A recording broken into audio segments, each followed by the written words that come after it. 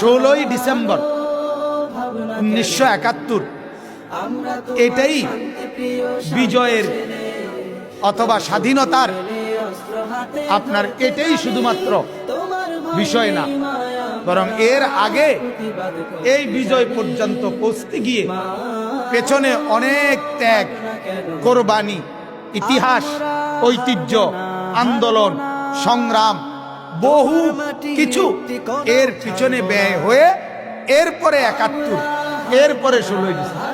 শুধু 71-এ যাদের অবদান শুধু তাদেরকেই স্মরণ করলে হবে না।